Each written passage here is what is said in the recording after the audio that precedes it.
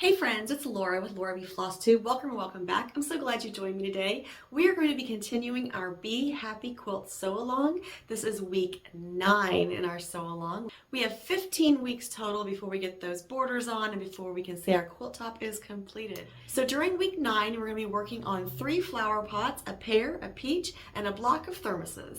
We have lots of pieces to do, and the thermoses are actually a kind of a special shape that we're doing because there's no simple shape for it. You have to draw it on your interfacing, cut some pieces to piece together to get that lid and base of the thermos, and of course we have a little bias tape for that handle. So I actually have all of my pieces cut and they are sewn and flipped and turned. So I'm going to talk through some of the things I did on cutting the fabric and turning them while I show you how I'm putting them together. So we're going to head on over to the ironing board and we're going to start working with our flower pots first. I lucked out again this week and I had all the bias tape I needed in my stash.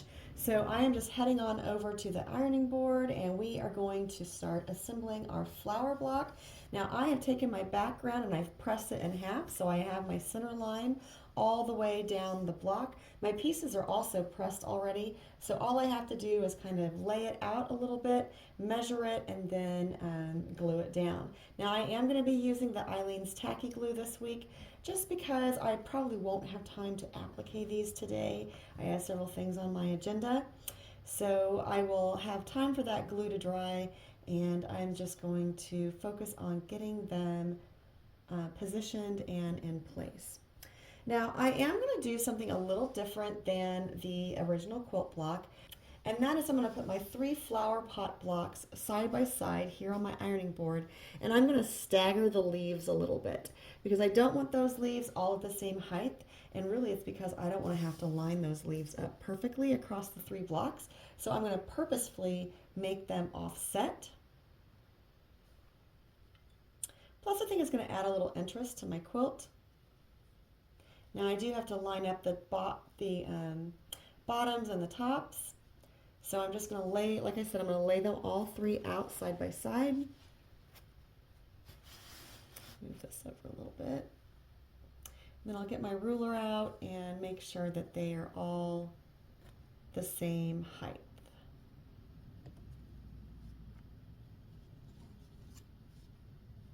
Now to find the center point for these little flower pots, I'm just pressing that simple shape in half and then putting it right on that same line. The flowers are easy peasy enough because they have these little concave areas on the petals. So, and really you can put these flowers either way. If you wanted one flower to go that way, you could. I'm going to have all 3 of mine the same. And then these blocks finish at 4 by 8, so our unfinished size is 4.5 by 8.5. I want to make sure I have a good 1/2 inch above and below that flower. So I'm just going to measure this out, and wow, that I couldn't have laid that out better. That is right at 8.5, the way it sets right now. So I'm going to use that as my guide. I'm just going to glue this little center spot down, and I'm going to glue the top petals but not the bottom. If you've been watching any of my other videos, you probably know why. When it comes to the leaves, I'm going to glue the outside but not the points. And then I'm just going to flip this top up from the bottom. And then I'm also just going to put a couple little dots in the center of that flower pot but not on the ends. And position my bias tape across there for that little pot rim. Now I can take my green bias tape and cut it to the length that I need.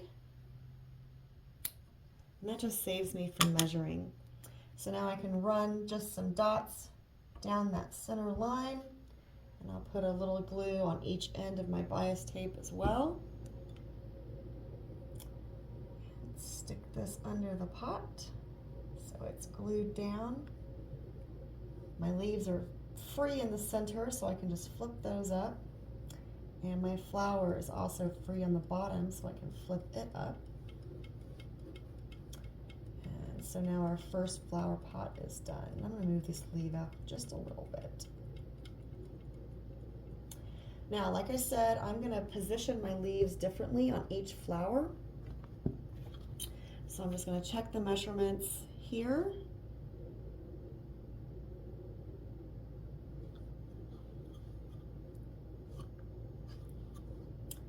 Looks like this one I have a little too high.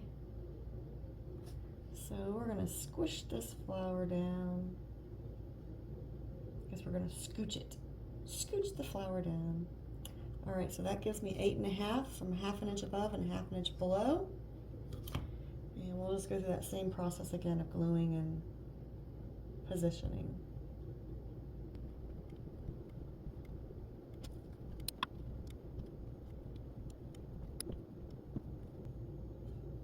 Now once that glue dries, that little flower pot will be perfectly secured on there and I won't have to worry about it. Now I'm just going to measure. This is basically 3/4 of an inch up from the bottom of the pot.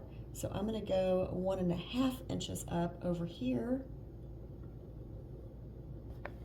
and glue these little leaves in place, but not the centers, because that way when I go to applique these shapes, I won't have to worry about sewing over the tips of those leaves. I'll be able to flip them back and sew my stem.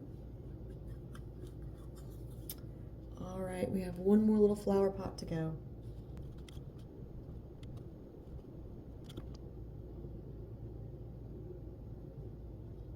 Now I am just eyeballing where I put that flower center. I'm not worrying about perfectly centering that. If that's something that's going to bug you, then obviously make sure you do that a little differently.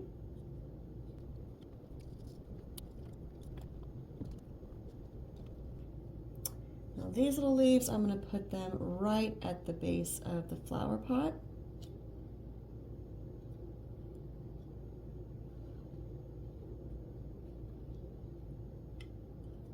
Now I definitely could have just measured up from the top of the flower pot to get the exact positioning of my leaves, but like I said, I just kind of wanted to put them at different heights just to add a little interest, I guess, to the quilt, and I think this would be super cute.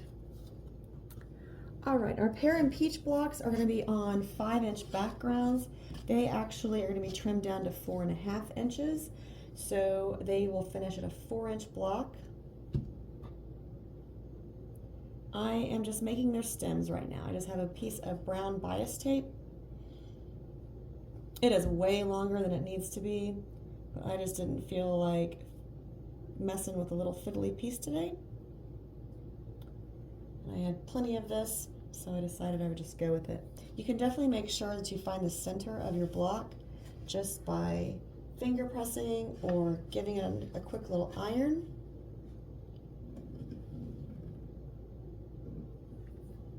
I'm going to put the green block on the outside. I'm just going to put a little glue under here.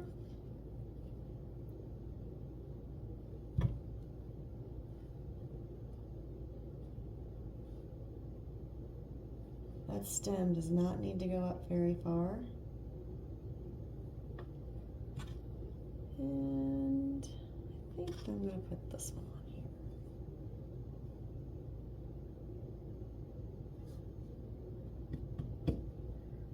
There's the one.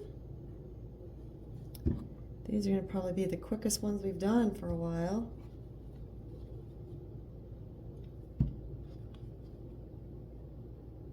They won't take too long to applique either.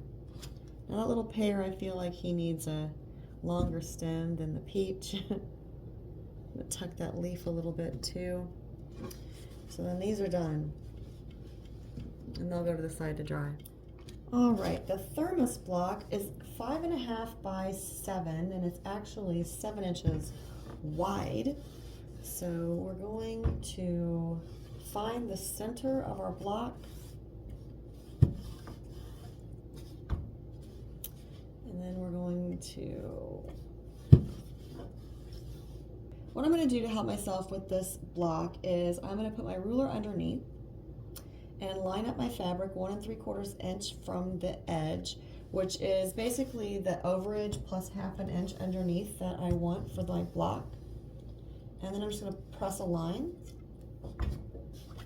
And now when I grab my little thermoses to put them on here, I can just line them up on that line and then kind of disperse them evenly across the block. And I do need to make that bias tape. And actually, it's such a little piece, I may just cheat and not use a bias tape maker. I may just fold it. I think that's what I'm going to do. I can hold that and press it.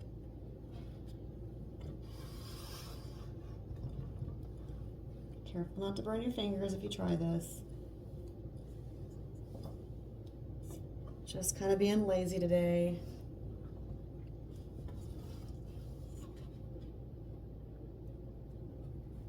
And you can fold in one side at a time if you want.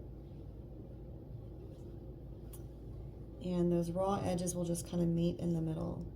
So if you don't have a bias tape maker and you need a little bit like this, here's another way that you can make it. Because that's really all it is. It's just a, you just take your fabric and fold the two edges to the middle. All right, so then this gets folded in half, and that will be placed underneath here as kind of the handle. So obviously I don't need anywhere near that amount. I'm just going to cut this off. And that goes there. So let's measure this real quick too and make sure that goes out 1/2 inch. So we have plenty of space here. All right, excuse me. So we're going to glue that a little bit.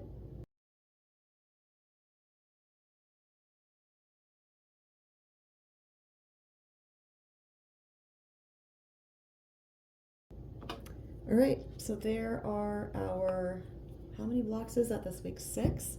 Yep, 6 blocks that we have to applique this week. All right, so I am going to just basically show you one of the thermoses, one of the flowers, and then one of the fruits, just so you can kind of see the process and the order that I applique my blocks in. That doesn't mean that's the way that you need to do it. That's just the way that I do it.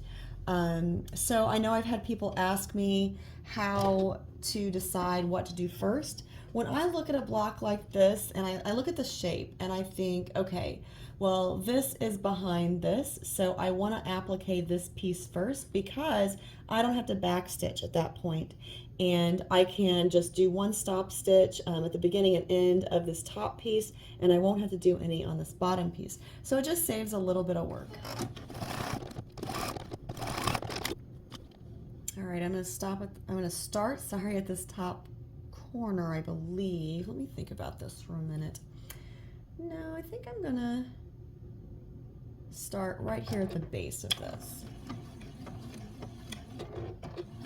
Because I do want to go across that lid where that seam is. I'll have to come back and get the base, but I can get the lid.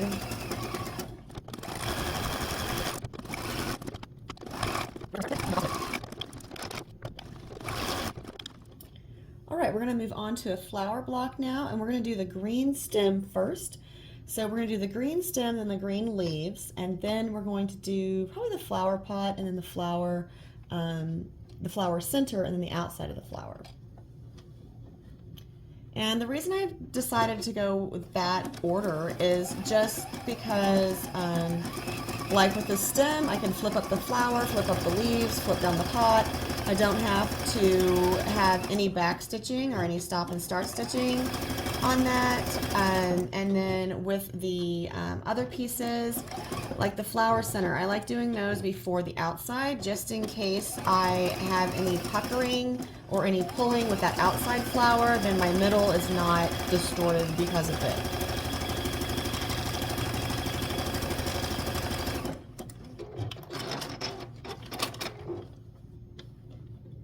Now on these leaves, I do use like a stay stitch or a stop stitch. I'm not really sure which one is the correct term, but it basically just stitches in place to make the knot.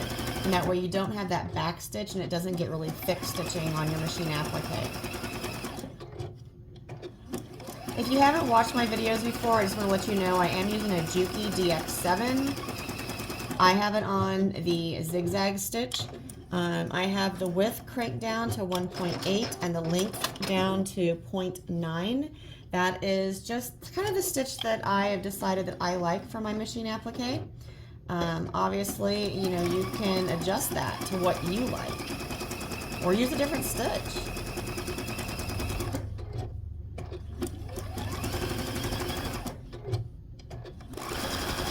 Okay, on circles, everyone is, that is probably one of the questions I get the most. I would just say practice. You know, that my biggest piece of advice on circles is to practice and go slow as you need to make sure you're staying on the circumference of the circle, and stop and pivot when you need to. You know, you can kind of see I have my fingers pretty tight, and I like drag them, and I drag the fabric around with it to get that circle shape. The smaller the circle, the more difficult that it's going to be, but you know, you just practice and you'll get it. Okay, I'm going to start in the bottom concave area with the stay stitch and go around the first petal.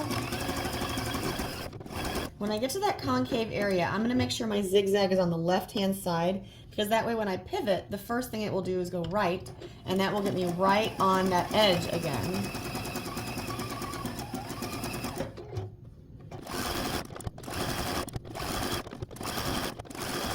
I'm also going to end with my zigzag on the left hand before I do that stop stitch. The only thing we have left to do is the flower pot. Alright, so for the flower pot, remember how I did the bias tape? I didn't glue it all the way to the edge, and this is why. Because I can start right here underneath where that's going to cover. I don't have the back stitch or anything, or do a stay stitch or anything. I can just start my zigzag and go down the side, across the bottom, and up the other side.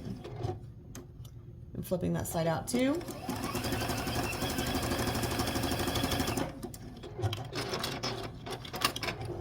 Now before I do this, I need to cut some threads. Make sure there's no little threads stuck underneath that are going to bug me. All right, and then we're going to start at a corner, again with a stay stitch.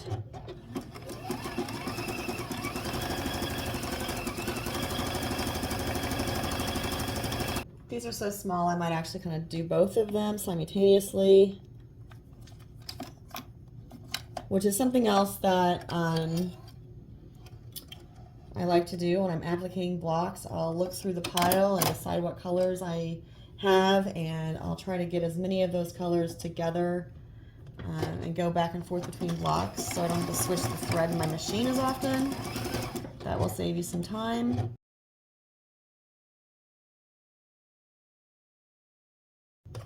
Since I tucked those little leaves underneath the fruit a little bit, I'm going to do the green before I do the fruit. You basically want to do your applique bottom to top. That way anything that's overlapping you can just cover up with the next layer up.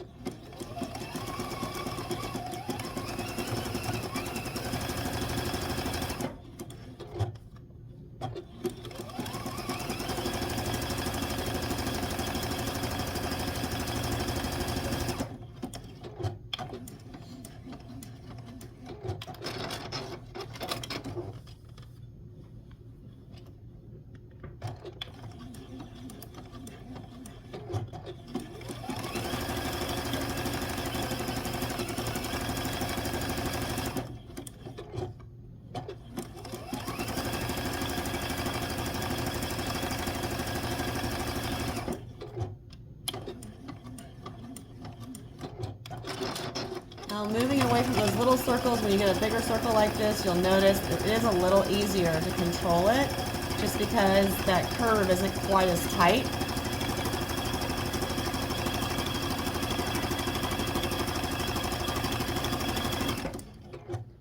I have all my blocks appliqued, and so now I'm just going to square them up. Now the peach and the pear are both 4.5 inch, so I'm just going to kind of look at that and see kind of try to figure out where to center those at. I have a 3/4 inch below and above at this point. I have 3/4 on this side and a good inch over here. So I'm just gonna move that over just a smidge. And I am using a 4.5 inch square to square this up, just because it's the easiest to line up and square up. All right, so those two little blocks will get sewn together. Now, I have a trick for you for the flower pots. If you remember, they're 8.5 inches tall, and I left 1/2 inch above and below. So I'm just going to use my 8-inch square, and I'm going to line it up on the line that runs down the center, lining it up 1/2 inch above and below, and then I can just cut my fabric. And now I only have to worry about the 4.5 inch, which is side to side, and I can put the 2.5 inch line, 2.25 rather, right down the middle of that stem to cut the first side, and then move it over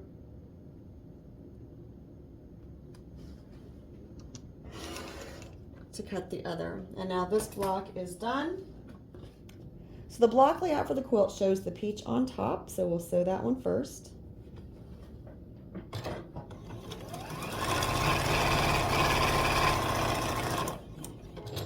Now I want this red flower pot in the middle,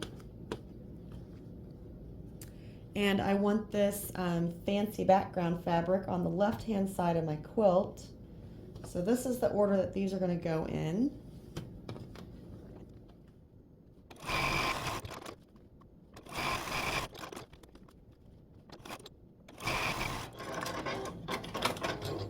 Now this peach and pear align with the 2 pinwheels that we did way back on week 2. So when I put these together, I'm going to make sure I can nest those seams.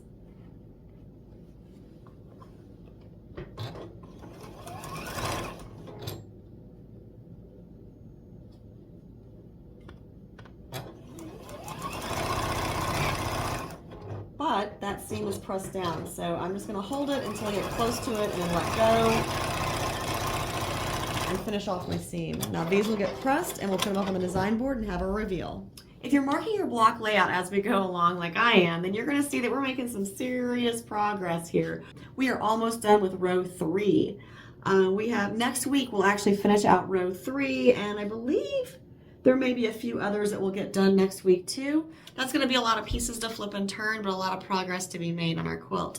So this week we got row 3. Most of it, we have 2 more blocks to go over here, and then row 3 will be completed, and then we'll start going on row 4. So I hope you guys enjoyed this week's tutorial on the Bee Happy Quilt Sew Along. I hope you picked up some tips and tricks along the way. I hope something that I said sparked an idea or made something easier for you. Until next time, I hope you're finding joy in all you do. Find some time to carve out for crafting and creating, and of course, make sure it's always happy stitching.